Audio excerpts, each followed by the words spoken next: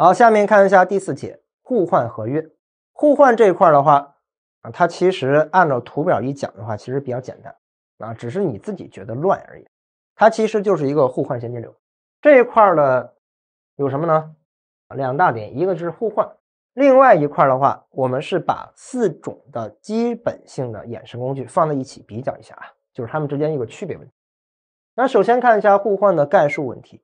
互换是什么呢？前面讲了互换是互换现金流。第二点看一下，在现实生活当中常见的2种合约是利率互换合约和货币互换合约。除此之外今年教材的话还加上一个什么股权的东西，增加点内容，但是最为重要还是利率和货币第一个是什么呢？利率互换，它是同种货币资金不同种类利率之间交换，一般不伴随本金。这怎么回事呢？比如说甲是100万的人民币，乙也是100万的人民币，但是它们之间什么呢？一个是固定的，一个是浮动的，所以它俩之间可能进行交换。那你说换的话就换利息就完了呗，大家都是100万本金，换它干啥？我转你100万，你转我100万，有毛病转账不花钱。由于它的本金是一样的，所以没有必要转本金利率不同才需要。还有一点是什么呢？对于利率互换来说，它是相同的币种，然后利息进行交换，但是由于你的币种是相同的你直接嘎嚓求底就行了比如说这是固定的话，假设是 8%， 那浮动利率换完之后的话，假设是 9%， 那这时候怎么办呢？差了是1个点的利息吧，那没有必要我转你 8%， 你转我 9%， 直接给人家 1% 就行了对于利率互换来说，它仍然是2笔现金流，只不过这2笔现金流可以嘎嚓求个净值支付，它仍然是双边的双方都有义务给他支付，向对方支付利息，但是由于它都是人民币，币种是相同的，所以你可以结出个差额进行支付，这是一个结算的问题虽然双方都有权利义务，但是结算的时候我们可以按照净值来，是这意思第二种的话是货币互换，2种货币之间的交换，在一般情况下本金也得交换，因为它是什么？它是2种不同的货币，所以本金和利息都涉及一个交换第3点看一下，自1981年美国所罗门兄弟为 IBM 和世界银行办理首笔美元和德国马克和瑞士法郎之间的货币交换业务以来，互换市场非常迅速下面得记一下按名义金额计算的互换合约已成为交易量最大的金融衍生工具因为为啥呢？换来换去的话，你说它本金不一定是非换不可所以它是按照名义本金来换的第4点看一下这是中国的中国外汇交易中心人民币利率互换参考利率是什么呢？参考肯定是一个市场利率包括上海银行间同业拆借利率，还要参照1年期定存1年期定存其实也是一个基准性利率那互换的期限是什么呢？7天到3年，交易双方可以协商相应的条款那下面看一下第2点，就是互换的类型。重点是什么呢？重点就是利率互换和货币互换。利率互换指的是互换双方同意在约定期限内按不同的计息方式分期向对方支付有币种相同的名义本金所确定的什么利息。说了半天，说了什么呢？利率互换最终本金不换，你们俩来回折腾的是利息本金没必要折腾由于双方使用相同货币，它采用净额支付方式，也就是说他们之间不换本金，只是按期由一方向另一方支付本金所产生利息的什么净额，他们只是支付利息，双方都有支付利息的义务，但是他们完全可以结个差额支付没有必要付全款，直接付个差额就行了第3点是什么呢？利率互换的形式有什么？第一个就是期票互换，也就是说固定利率对于浮动利率互换。第2种是什么呢？是基础互换，双方以不同的参照利率互换利息支付，比如说美国优惠利率对 LIBOR， 这样的话也可以互换2种方式，一个是息票的，一个是基础的。好，下面看一下第4点这一块的话曾经出现过计算题，双方进行利率互换的主要原因是，双方在固定利率和浮动利率市场上分别具有比较优势。什么是比较优势呢？下面我们还会讲啊。比如说，假设 A、B 两家公司都想借入7年期的1000万美元的借款 ，A 公司想借入以1年期相关的浮动利率 ，B 公司想借入固定利率借款，但是两家公司的信用等级不同，也就是说市场对他们提供的利率也是不同的。具体看一下，对于 A 公司来说，如果它以固定利率借贷的话，它的固定利率是 7%， 如果是 B 公司的话，对不起，它得 8.5%， 明显 B 公司信用等级更低一些吧。那你看一下它俩之间的利差是 1.5 了啊。8.5减7，这是 1.5。然后呢，看一下浮动市场对它的报价。如果 A 的话是 labor 加上 0.4， 如果是 B 呢是 labor 加上 0.7， 那这下麻烦了。A 在各个方面是不是都比 B 强啊？那在各个方面都比 B 强的话，是不是就没有办法发生交换了呢？还是可以的啊。这就是一个比较优势的理论。比如说在加入世贸组织之前，很多人就特别的这个什么呢？担心说美国的产业，所有产业都比中国强。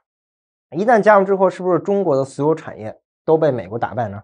不是，专家就说了啊，美国虽然各方面比中国强，但是它的劳动密集型产业，比如说服装各方面啊，它自己虽然比中国强，但自己的话没有那么赚钱啊，所以美国就把劳动密集型产业放弃掉了，然后专攻那什么呢？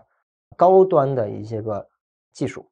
高科技产业，这么一交换的话，中国得到了劳动密集型，虽然没有美国人自己生产的好但是至少美国是不是把这个人力资源各方面腾出来了，向高精尖转化了吧？到现在也是，美国现在制造业，尤其是低端的就业人口本身就是比较低，也就才10%。这么一来的话，虽然中国各个产业当时都不如美国，但是一交换之后，中国是不是得到了一个出口外汇啊？美国是不是也得到一个廉价商品，并且它腾出手来进行专门研究高科技了？这就是一个比较优势理论。虽然某一方各方面都很弱，但只要不是特别弱的那一方的话，就可以进行一个交换，双方都可以省时间。比如说如果你是一个女性的话结完婚之后，虽然洗衣服做饭你都比你老公干得好，但这意味着你要都干吗？不是吧？你可以把你最擅长的干了，然后的话让你老公干一些其他的。比如说你老公可能是做饭做的不好吃洗衣服洗的也不好，但至少洗衣服的话他更加擅长一些吧，你就可以专门去做饭，他就可以洗衣服。这么一来，双方一交换，是不是可以省了很多时间？比你什么都干强，这就是一个比较优势理论。我们具体看一下它到底怎么样进行一个交换呢？看一下 A 公司，A 公司它的固定利率比 B 公司的固定利率要低一些。A 公司在固定利率市场上有优势，优势有多大呢？ 1.5 的优势因为8.5减7是 1.5， 在浮动市场上也有优势，优势多少啊？是有 0.3 的优势。但看一下，明显 A 公司在固定市场的优势更大一些吧。那 B 公司的话，在浮动利率上面虽然比 A 弱，因为你在固定上比人家差了 1.5 个点呢，在这一块的话才比人家差 0.3 个点，所以这就是它的相对优势。那这么怎么办呢？双方就可以进行分工了，因为双方在各自市场的优势不一样，之后双方就可以分工来进行。那你看一下，它在这个市场上明显有优势，所以它 A 的话就以 7% 的固定利率去接贷。那 B 呢？ B 在浮动市场上有一个相对的比较优势，所以 B 就可以以这个利率来进行借贷。那最终这么一来的话，可以节省什么？可以节省利差，最终节省的利差就是 1.2 个点。节省完利差之后呢双方就可以就节省的利差进行分配。比如说我们这么一折腾，这么一合作一块的话省了 1.2 个利差， A 可能要 0.4 个点， B 也可能要 0.4 个点，然后中间的话中介，比如通过中介银行进行交易的中介也可能也要了 0.4 个点。所以中间这一块的话就是什么呢？对于利息的节省，节省完利息之后，双方就可以谈判来分一下啊。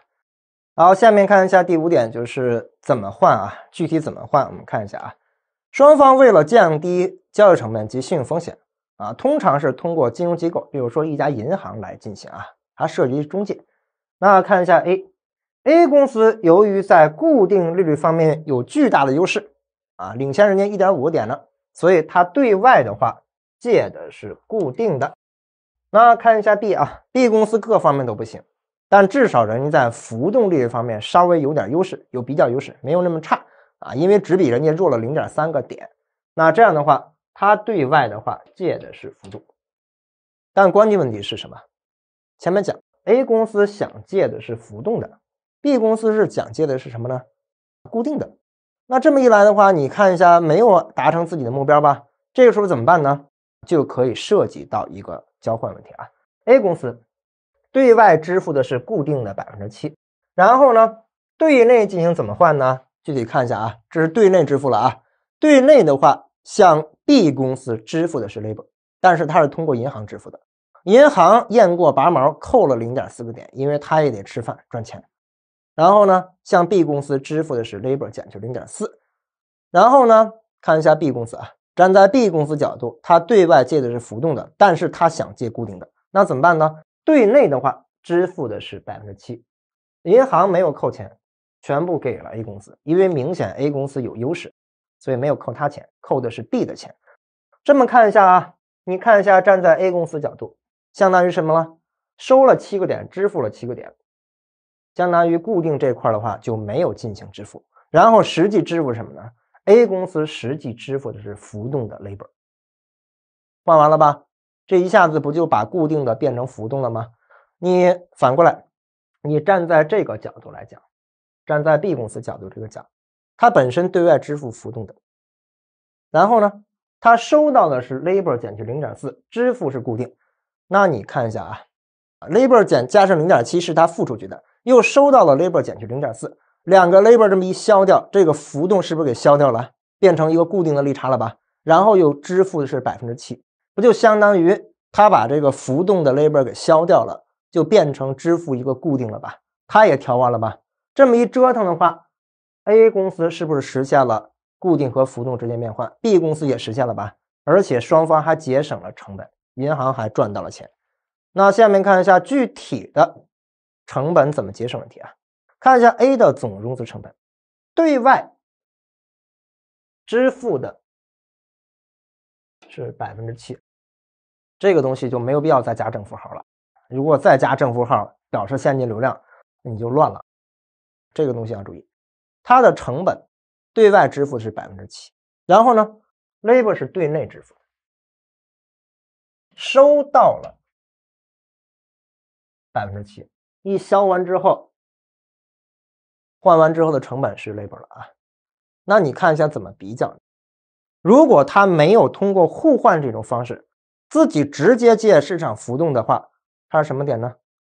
如果他没有直接进行这个的话，我们可以翻一下前面啊，他借的话是什么？ labor 加上 0.4 啊。但如果这么一换完的话，是 labor 吧，相当于什么呢？如果是自己借的话，他要以 labor 加 0.4 个点。那如果是互换这么一来的话，它就变成 labor， 这么一来的话省下了 0.4 个点吧。这么一来比自己直接借浮动要好吧，因为前面告诉你了， A 本来是想借浮动的，但是如果直接借的话成本太高，经过互换这么一折腾的话成本就低了，还达到自己目的了。看一下 B 的融资成本是什么？那 B 支付的是什么呢？它 labor 加上 0.7， 这是对外进行的。然后呢，对内付的是 7%， 然后呢，这是收到了人家给他的 labor 减去 0.4， 这么一来的话，总融资成本变成什么了？你把两个 labor 全给消掉了，消完之后的话，那这一块的话不就变成一个固定的利差了吗？然后加上一个固定利率，不就变成 8.1 了吗？变成固定了。然后你如果自己要借呢， B 公司如果自己借固定的话，市场给他是 8.5， 换完之后变成 8.1， 他也省下 0.4 个点。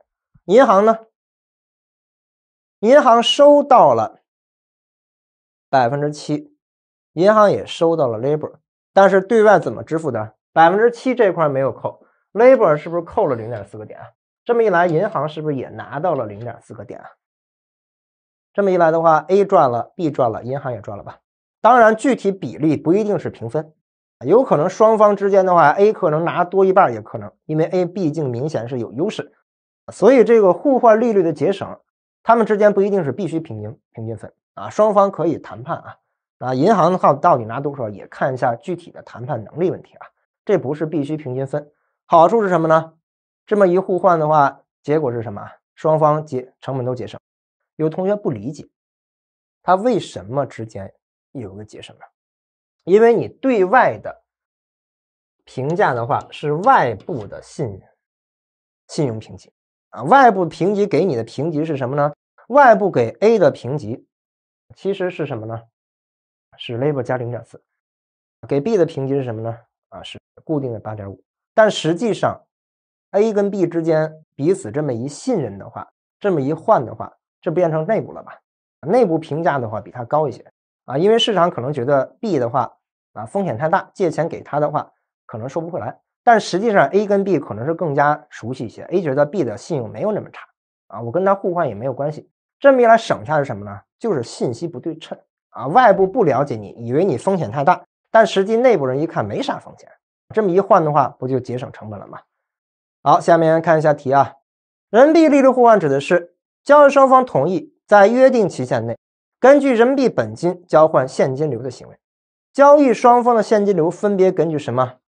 人民币的话，它分别是固定利率和浮动利率之间来进行交换啊。答案是 A， 两种形式啊，一个是息票互换，也就是固定对浮动；一个是基础互换啊，也就是不同的参照利率之间进行互换。那下面麻烦一点什么呢？货币互换了啊。为什么要进行货币互换呢？防止你进行结汇，因为如果你结汇的话，就要有一个固定的利率结，这么一换的话就不需要了啊。它指的是互换合约双方同意在约定期限内，按相同或不同的记忆方式分期向对方支付由不同币种的等值本金确定利息，并在期初和期末交换本金。什么？利息本金都换啊，因为它没有办法净值。比如说人民币兑美元，你如果要净值结算的话，麻烦了。人民币兑美元怎么净值啊？你是不是要把人民币换成美元，或者美元换成人民币啊？你这么一换的话，是不是还是相当于结汇了？他就是不想按照固定的，按照一个汇率进行结才会换啊。所以他们之间没有一个什么差额，就是双方都要进行交换啊，因为他们的本金币种是不同的。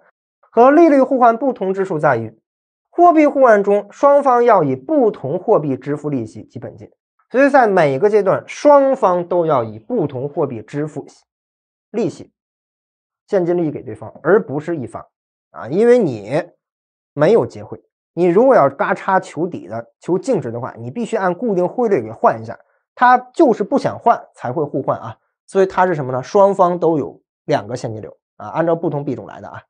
那下面看一下货币互换种类，固定对固定。为什么固定能够对固定呢？很简单，因为汇率会发生波动，利率虽然是固定对固定，有可能是有个问题，但是你汇率是不是还会发生波动呢？固定对浮动，浮动对浮动。为什么浮动对浮动明显有一个利差也能换呢？这也明显会有利差也能换呢？虽然利息方面有差额，但你汇率方面是不是来来回回波动啊？是这个原因啊，两个方面都会波动。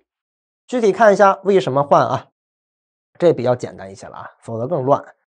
它产生原因就是双方在各自国家的金融市场上有比较优势啊。你比如说看一下 A 公司 ，A 公司在欧元市场上是 5.6，B 是 6.7， 明显 A 在这儿有优势。美元呢 ，A 的话是 labor 加 0.2， 那 B 是 labor， 那你看一下有优势啊，谁有优势谁就以这个东西对外进行借贷，然后你俩再换一下就行。具体看一下怎么换啊？互换过程，由于 A 公司在欧元有优势，所以它在固定利率市场上介入的就是欧元。那由于 B 公司在浮动上面有优势，所以借的就是美元的，以 labor 这个利率。然后呢，这是对外的吧？这是涉及到一个对外的支付问题。那关键问题是你还得换呢，换的话怎么换？那看一下啊，你既然对外已经是固定了，那你换的话就支付人家浮动吧。啊，这为什么很多时候乱就乱在这块儿？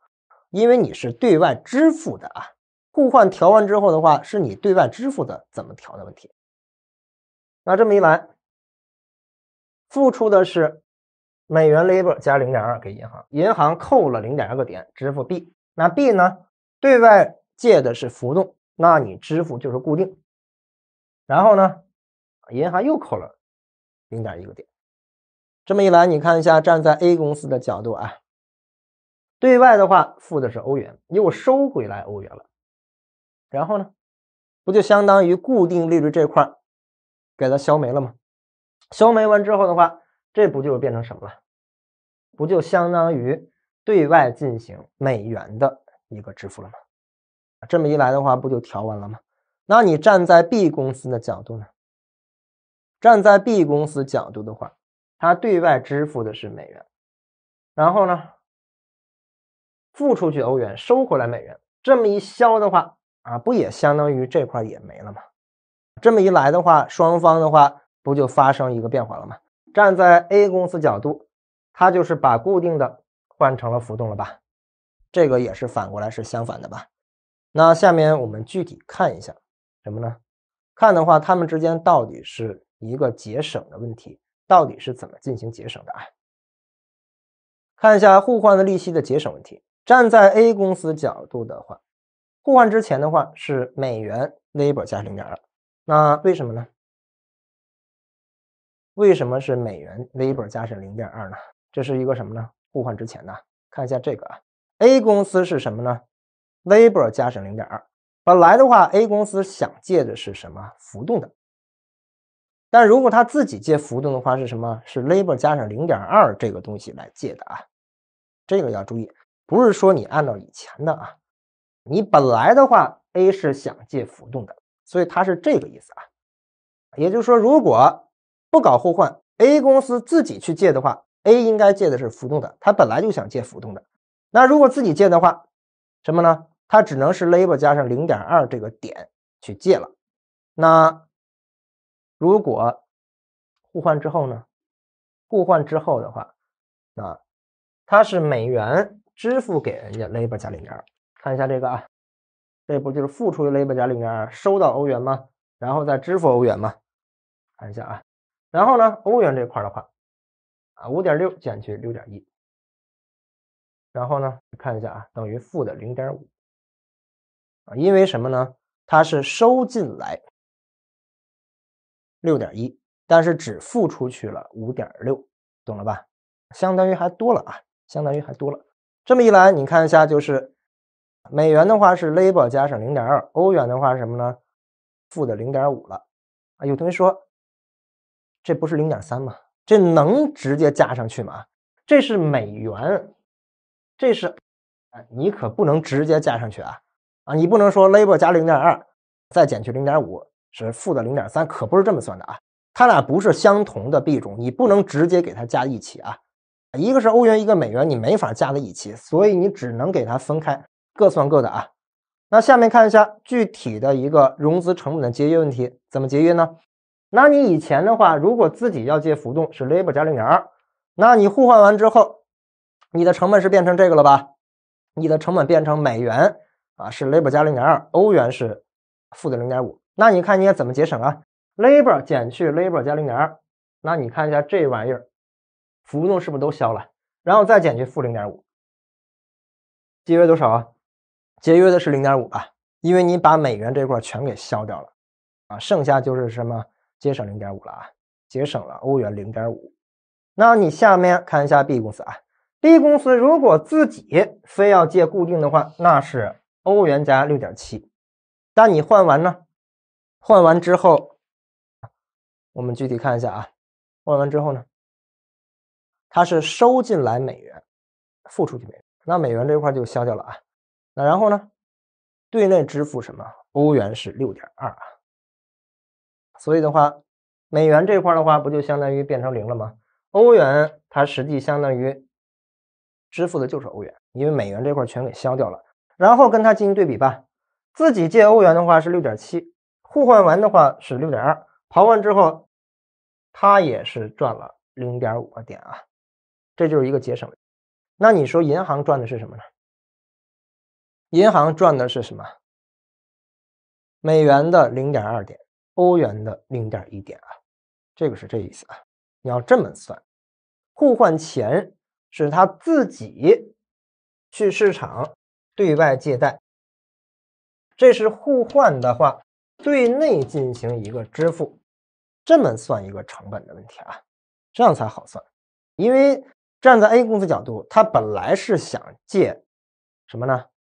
借浮动的，但他自己借的话成本更高，所以换一下之后成本就变低了，所以是跟他自己以前的想法比较。也就是如果他不搞互换自己借的话，他是以这个点，但是一旦是借完之后是这个，那所以他省了钱啊，是这种方式啊。好，下面看一下这个题啊，下列关于利率互换和货币互换的表示当中不正确的是，又是一道选非题。利率互换包括息票互换和基础互换两种，正确。看一下 B， 货币互换有固定对固定、浮动对浮动、固定对浮动三种形式，可以吧？因为虽然它俩之间有可能有利差，它俩之间的话也可能有利差，但关键问题是汇率是波动的啊，所以不好说谁占便宜谁吃亏啊。这不像都是相同币种，比如说都是人民币，我7换你8，有毛病，不可能有人跟你这么换。那如果是不同像币种呢，这就好换了，因为你汇率会发生波动，导致你利率方面这点东西有可能被抵消掉啊。C 选项，货币互换是两种货币资金本金的交换，那这涉及本金吗？这涉及本金，因为如果你不换本金的话，那你的币种都不同，那你怎么来啊？ D 选项，利率互换合约双方交易时涉及本金互换，是吗？利率互换的话是相同币种，你100万人民币，我100万人民币，你说您俩折腾个啥呀？所以它不涉及，只涉及利息。利率互换只涉及利息，而且由于是相同币种的利息，它是嘎差求性质。但是货币互换绝对不能嘎差，因为它不是相同的东西啊。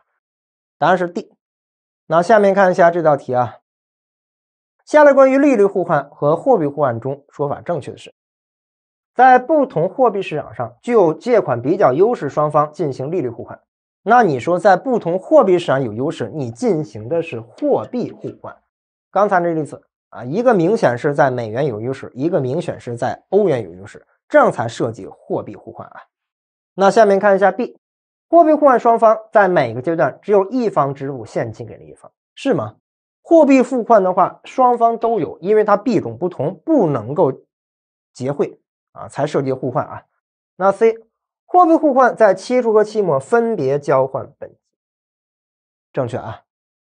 期初换一次，那期末你是不是还得换回来呢？互换双方是零和吗？不是。刚才的例子，他们共同节省了 1.2 的利息，然后每个人分了 0.4 个点吧，这不是零和的啊。双方是互利双赢的，但是呢，不是可以不平分，谁的优势大一些，谁就可以多拿这个息差，这没问题啊。答案的话就是 C 选项。好，下面看一下第3种互换类型，就是股票收益的互换。教材也没有给大家配上一些例题，重点还是前面的利率互换和货币互换。我们下面看一下什么是股票收益互换。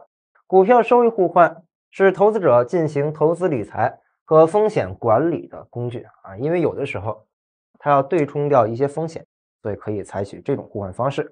投资者可以通过股票收益互换实现策略投资、杠杆交易、股权融资等各种的目的啊，肯定是有目的才会换。第2种看一下，证券公司在与投资者签订股票收益互换交易的同时，会进行风险对冲啊，因为你如果想互换的话，总得有交易对手方吧？那你进行股票的话，肯定就涉及到一个证券公司作为你的交易对手。证券公司跟他进行交易的时候，自己也要做对冲。对冲完了之后的话，那这个风险就可以抵消掉很大一部分。那这样的话，一旦进行了对冲，将自身的风险就是控制在较低的水平，对冲掉大部分风险之后，那证券公司赚的是什么？对冲掉之后赚的其实就是类似佣金和利息收入的一个中间的差价问题，因为风险已经被对冲掉了啊。那什么叫对冲呢？就是说方向相反的一笔交易就可以说是对冲。比如说你持有现货，那你如果担心现货市场是价格下跌的，那怎么办呢？就可以在期货市场进行一笔相反交易，这样的话就可以对冲掉。第三个，看一下股票收益互换当中，交易方或双方支付的金额与特定股票、指数等权益的表现是挂钩的。那这是什么意思呢？你之所以要进行履约的话，看一下相关的标的种类股票的反应，然后才涉及到底是怎么进行履约的问题。在原则上，双方按照收益嘎杀之后的净额进行支付，不发生本金的交换，因为它本身就是什么呢？对收益的一个波动性进行的一个管理不涉及本金。那下面看一下第四点，就是投资者和证券公司之间股票收益互换有3种模式，分别是固定利率和股票收益的互换、股票收益和固定利率互换、股票收益和股票收益互换。那前2种形式更为常见。下面我们还是看一下例题的讲解啊。第一个例题的话是对冲股价风险，投资者执行股票买入计划的时候，面临股价波动的风险。那你说这是什么风险啊？你想买，你是担心它上涨吧？肯定是这样的。股票收益互换可以帮助投资者锁定买入成本，对冲买入期间价格波动风险。因为我们前面讲过吧，基金一旦是进场交易，很多大的投资者他没有办法直接进去，因为直接进去冲击成本太大，他只能是分批进场。但是你如果分批的话，你的时间又拉长了，拉长之后的话，那你买入期间有可能价格就上涨了吧？对你来说这是一个成本，它其实是锁定成本的意思啊。举例来说，某投资者看好某只股票，计划3个月后对该股票进行增持。那你说这个3个月之后增持，3个月之后的股票价格还是现在的吗？这可就不好说了啊。你肯定担心将来你买的时候价格上涨了啊，但是他希望将股票价格锁定在现在价格水平。为了实现这个目标，客户可以和证券公司订立股票收益互换协议，该互换交易名义本金是1亿元，它不涉及到本金的交换啊。互换期限是3个月，因为本身的话是计划在3个月之后进行交易。到期的时候，若实际股价高于现价，那你说这个投资人的话是亏了吧？投资人是亏的，那所以证券公司向投资者支付差价收益。若实际股价格低于现价，则投资者向证券公司支付差价补偿。那证券公司建立互换头寸同时，可从市场购入标的股票以对冲风险。好，那下面我们看一下图示，这个图示只是一个例子。然后我们看一下投资者和证券公司之间签订了一份互换。那对于投资者来说，他的目的比如说以半年后的市价来增持，或者是3个月之后价格增持都行，反正不是在现在购买。那既然你不是在现在购买，而是在未来购买，你是一定担心你买的时候价格上涨吧？是规避这个风险。他比如说现在的股票价格是15块钱，将来购买的话，他是不是担心它上涨啊？上涨的话对他是有一个什么呢？损失的。那这个时候他和证券公司之间就可以签订这个。那如果是股票价格下跌的话，那谁给谁钱？投资者给证券公司钱。你比如说现在股票价格是15，将来购买的时候价格跌了10块钱了，那站在投资人的角度，他其实赚到钱了吧？本来的话15块钱买的，结果10块钱买到了，那这个时候怎么办呢？你不是要规避风险吗？但是你规避风险同时，收益是不是也让你给规避没了？你相当于把风险转让给证券公司了。同样的话，这个风险所带来的好处，你是不是也得给人家了？所以如果股份下跌的时候，是支付差价给证券公司，谁让你把风险给人家了？你把风险给人家，同样的话收益也得给人家，把差价补给证券公司。那反过来，如果股份价格上涨，比如说涨到了23块钱，那证券公司要给谁差价？要给投资人补差价。比如说15块钱涨到23了，他是不是亏了8块钱？既然亏8块钱的话，那就给他8块钱的补偿。这么一来的话，23块钱从市场上买股票，有了8块钱补偿，不还是相当于15吗？不就相当于把这个风险转给证券公司了吗？那你看一下，对于证券公司来说，它是不是就得承担这个风险啊？那它如果证券公司不做对冲的话，会有什么结果呀？不做对冲的结果是，万一这个股票真上涨，那你说是不是就得亏钱了？当然了，有可能下跌的时候，证券公司能够得到收益，相当于这个风险全在证券公司手上了吧？证券公司觉得风险太大，它可以以现价购入股票，比如说它以15块钱价格购入，如果股票价格涨到了23块钱，它是不是就赚了8块钱啊？赚了8块钱再给他，那你说对于他来说，风险是不是就对冲掉了？当然，这个过程当中，你这么一对冲掉之后，你看一下上涨之后的话，它有收益，但是给了人家。关键问题是证券公司赚的什么？这个过程当中，证券公司肯定是赚取佣金和各种手续费啊，因为风险的话已经被他给对冲掉了。那反过来，如果15块钱跌到了10块钱，他持有股票是有损失的吧？但关键问题是投资者是不是给他钱了？这么一来的话，你看一下，投资者就把这个购入股票的一个价格给锁定了。对于证券公司来说呢，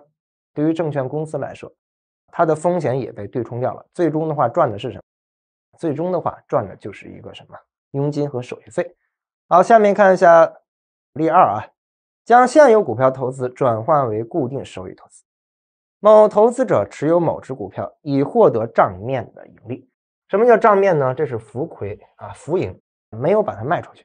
你一天不卖掉的话，这个收益就没有到你自己兜里边。由于某些限制，不能及时卖出股票兑现收益。很多股票是有一个锁定期的不能够卖出去的。那如果他希望锁定目前盈利，将股票投资转换为固定收益投资。为了实现这个目标，投资者可以和证券公司签订股票收益互换协议，互换交的名义本金是1元，互换期限是1年。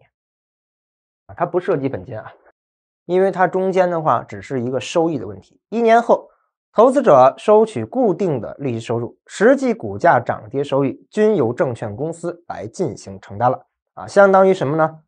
我把这个股票的上涨下跌的风险都给证券公司了，我拿的就是一个固定的比例的收益我不承担这个上涨下跌了赚的钱我也不要了，赔钱的话我也不承担，是这意思那这个时候如果股票价格上涨，投资者向证券公司支付收益，如果股价下跌，证券公司向投资者支付补偿。为什么呢？因为投资者是不是拥有一个现头寸吧因为价格上涨之后的话，对于投资者来说是有收益。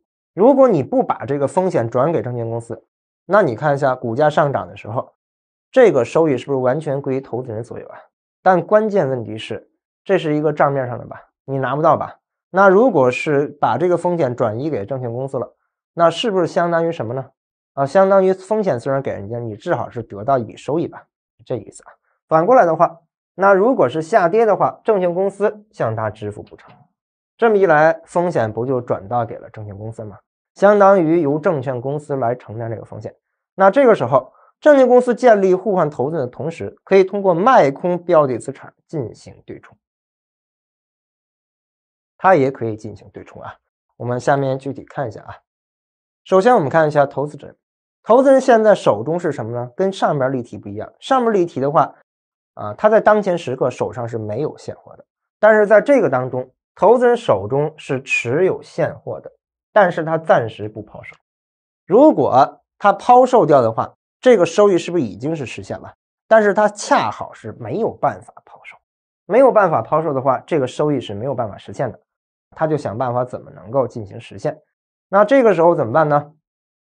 证券公司向他支付了一个固定的收益，支付了一个固定收益之后，对于投资人来说，他不就相当于至少是有一部分收益到他兜里了？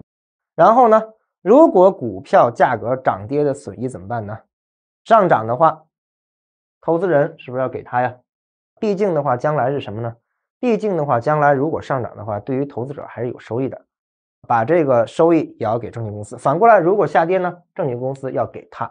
这么一来的话，什么情况呢？站在投资人的角度，他是不是就把股票价格涨跌的风险甩给证券公司了？他得到一个什么呢？固定收益。我也不跟你折腾了，我就要一份固定的收益就行了，上涨下跌跟他就没关系了。但是对于证券公司来说呢，不行吧？所以它是一个卖空标的股票进行的这样的话就可以对冲掉这个风险了你比如说正常情况下是谁给谁钱那股票下跌的时候，证券公司是不是给他钱那如果你要卖空的话，比如说你以25块钱卖出去，结果果然跌到了10块钱，那这个时候你25块钱卖空，然后价格跌到10块钱，相当于什么呢？相当于你25块钱卖了，10块钱又买回来了。这么一来的话，你是不是赚了15？赚的这个15是不是要给人家呀？给投资人呢？对于证券公司来说，它面临的风险是什么？对于证券公司来说，上涨的时候它肯定是没事的，下跌的时候是不是要给他钱因为上涨的时候的话是投资人给他钱。比如说你如果卖空标的资产的话，25块钱卖出去，结果股票价格涨到了35，那你说相当于什么呢？相当于亏了吧？25卖的，35又买回来，亏了10块钱。你虽然亏了10块钱，但是投资人是不是补给你钱了？这么一来的话，站在证券公司的角度上，是不是他的风险也被对冲掉了？这么一来的话，风险不就没了？他赚的是什么呢？不就是一个固定的佣金和一个手续费的问题吗？你承担什么样的风险，那你就给它对冲掉就可以了好，下面看一下保本投资问题为了在本金安全的前提下获得股票上涨收益，投资者可以将现金或固定收益资产期末产生的利息收入支付给证券公司，用于交换证券公司向其支付的以特定股票或指数表现挂钩的上涨收益。什么意思呢？那有的人的话想炒股，但是却不愿意承担这个股价上涨的一个风险，但是他却是想得到这个什么呢？股价上涨的一个收益问题。那这样的话是不是就可以跟别人进行互换举例来说，投资者与证券公司签订股票收益互换协议，互换的名义本金是1亿元，互换期限是3个月，挂钩某股票上涨的收益这只是一个挂钩的问题相当于股票价格上涨下跌之后，他们要根据这个比例来进行执行。3个月之后，投资者将1亿元本金，要注意他支付的是利息支付给证券公司，证券公司向投资者支付以该股票挂钩上涨的收益。如果股票价格下跌，投资者的损失上限是利息，本金不受影响。证券公司通过交易标的股票进行对冲。我们看一下首先站在投资人的角度，他投入了本金，得到是低风险的固定收益投资，心里边是不甘心吧？心里边是不甘心。那这个时候低风险的收益的话，它有现金流什么呢？本金加上利息。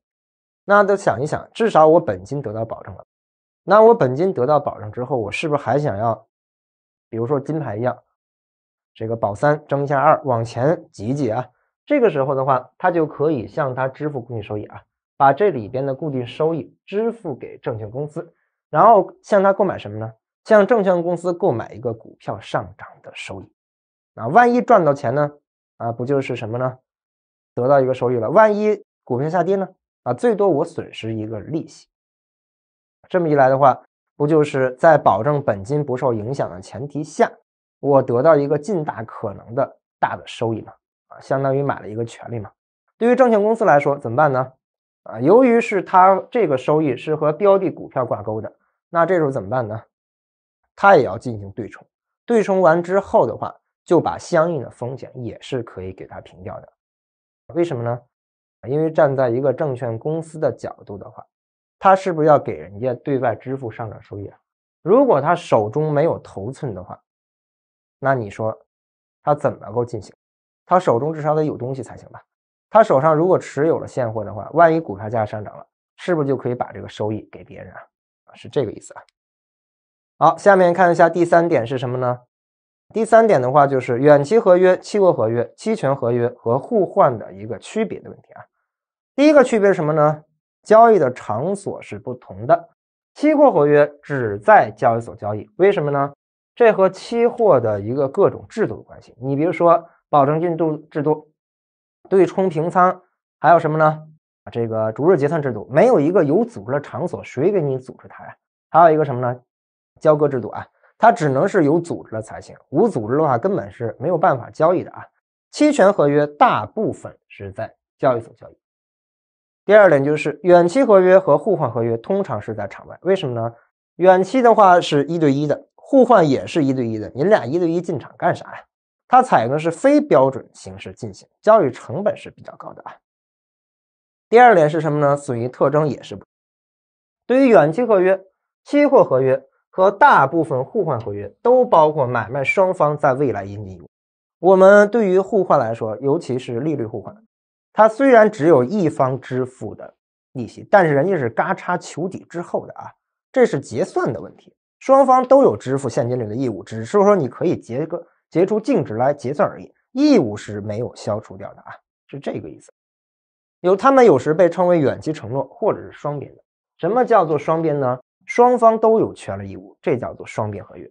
但是期权合约和信用违约互换只有一方在未来有义务，因此被称为单边。你比如说对于期权来说期权的买方只有权利，卖方将来只有义务，所以它是一个单边的啊，权利义务开始不对等了。第三点就是期权合约和远期合约以及期货合约的不同之处，它的损益不对称。谁的损益不对称啊？这是看涨期权的损益才是不对称的啊，因为我们前面说了，对于我们的什么呢？看涨期权的买方来说，它的收益可能是无限啊，但是损失也就最多是一个期权费啊，反过来也一样。那下面看一下信用风险是不同的。双边合约因为包括买卖双方在未来应尽义务，使双方暴露在对方的违约风险当中。单边合约仅使买方暴露在这种风险当中。这是什么意思？因为双边的话，你什么呢？双方都有义务，或者是同样的话，双方也都有权利。那你的权利就是人家那方义务，人家要不履行义务的话，你就是受损失一方吧。那单边合约呢？比如说什么期权合约？期权合约的话，卖方是涉及到一个对方的一个什么信用风险没有因为对方的话有利就行权，不利就不行权，它不涉及一个违不违约的问题啊。因为期权的话，买方只有权利，它没有什么义务。你说怎么违你都连义务都没有，你怎么违反义务啊？卖方是有义务的吧？万一卖方不行使自己的义务，是不是买方暴露在这种风险当中啊？这要记住啊。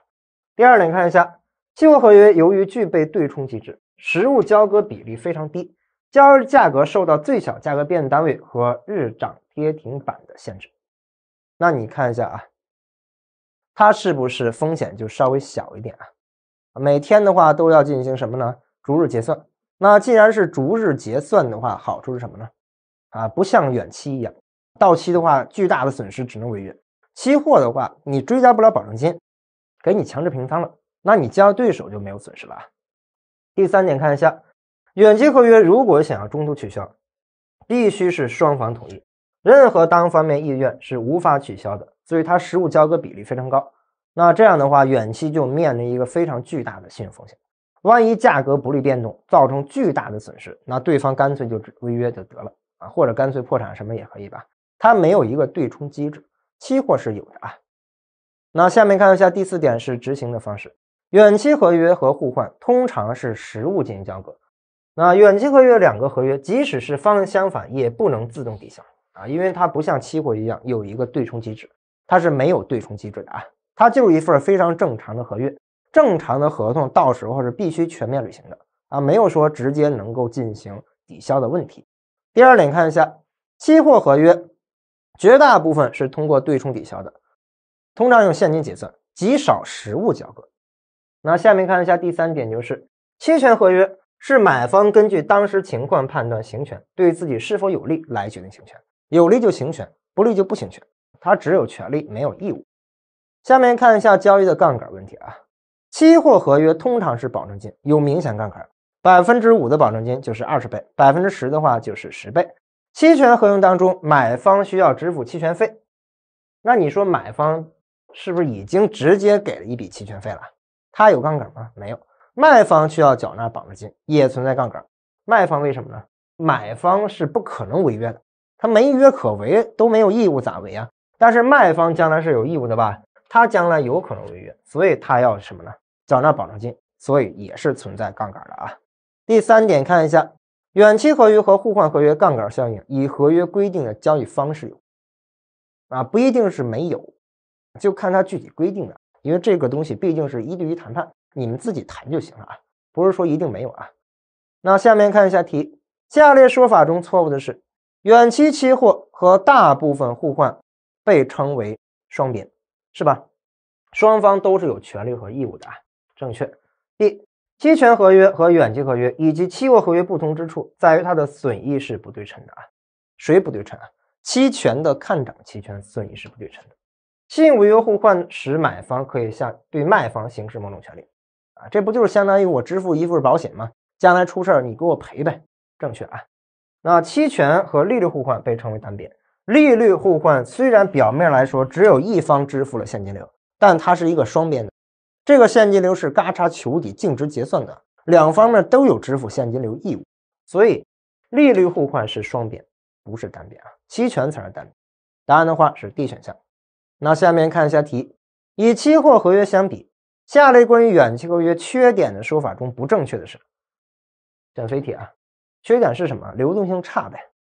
远期合约的效率偏低，正确，因为你们不进场，找交易对手的费半天劲，流动性差啊，对你有利，对别人不一定有用处，卖不出去，违约风险比较高，这是正确啊，因为没有一个保证的机制，没人帮你进行这个结算和交收的问题。远期合约不够灵活，这是优点吧？这是优点啊。它有那么多的缺点，但是有一个优点是抹杀不了的吧，就是灵活啊，是灵活。答案的话是 D 选项。好，下面看一下题，关于金融期货和期权的比较，正确的是，说了半天的话，还是分不清楚期货期权吧。期货交易的是标准化合约，它是由远期过来的，你在日后有一个交割的一个什么呢？义务。但是期权呢，它是一个选择权，对你有利就行权，对你不利就不行权。看一下 A， 期货合约和期权合约都通过对冲相抵消，是吗？期权的话，你说买方只有权利，他用抵消吗？不用抵消啊，期货才需要抵消，所以 A 是错了啊。金融期货以金融期权交易双方权利义务是对称的，谁对称啊？期货对称，期权是不对称，期权是单边的，买方只有权利，卖方只有义务。C，期货合约用保证金交易，期权不用，期权谁啊？买方是不用的，因为他支付完之后只有权利没有义务了，所以他没有必要违约。但是卖方可能违约，所以卖方的话，对于期权卖方有可能是支付保证金的。那下面看一下 D， 金融期货合约通常采用保证金交易，金融期权的买方无需缴纳保证金，谁需要缴纳啊？期权的卖方才需要缴纳啊。答案的话是 D 选项。好，下面看一下题。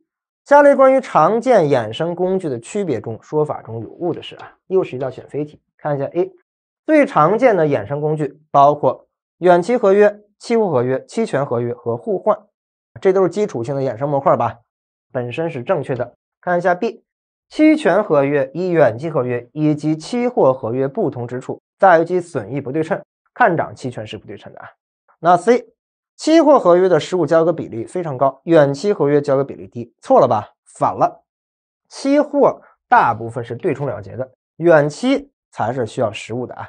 期货合约有杠杆啊，因为保证金的话，缴纳了保证金之后是以小博大，带了杠杆。答案的话是 C 选项。好，这一章的内容就结束了，祝同学们取得好成绩啊！这一章虽然是比较难，但是把讲课的内容掌握到这个地步就行。不要再往里边深究了，再深究的话，这个东西就没有底了，因为本身就难。它虽然内容难，但是考察起来确实比较简单的啊，不能把自己给陷进去啊。祝大家取得好成绩。